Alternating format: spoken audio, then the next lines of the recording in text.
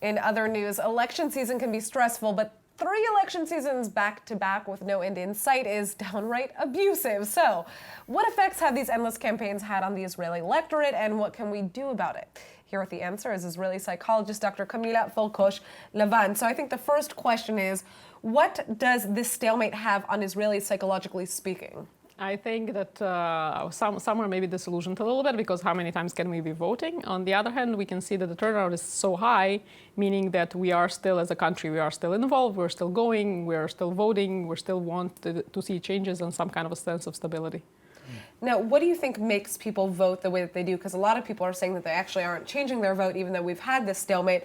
Are they most affected by, what we're seeing in the media, what their families are saying, or their friends? What are the factors that make people choose who they vote for? I think it's a combination of factors, and I would like to believe that people also do their own research. And of course, your family does affect, although we also see a lot of times there is a split, like where parents will be voting one way, children another.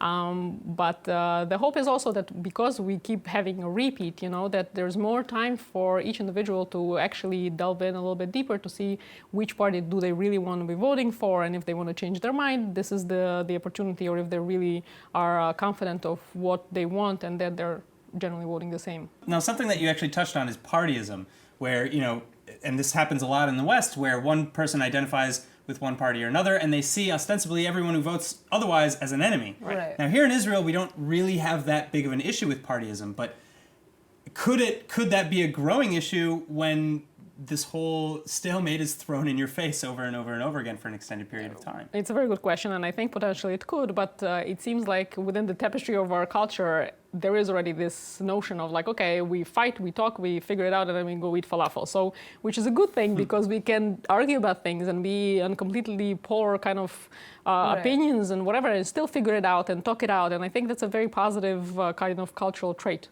Yeah, I agree. I would say that here people are much more willing to kind of engage in these political conversations, and they're not as, if we disagree, we are never going to talk again. People don't take offense here, really, which is great. Right. Yeah. So, okay, if there are 4th elections, which is what is being predicted, what can Israelis do to stay positive in the world? Insane. Okay. Well, one thing that is very good, again, to see that people are continuing to be involved, and I think they will be continuing to be involved because here we have even bigger turnout than before.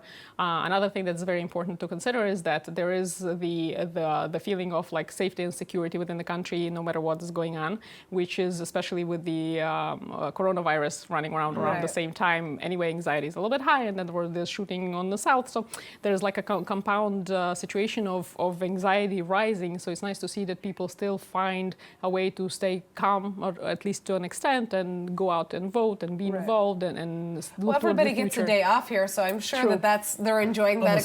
Almost everybody, except for us.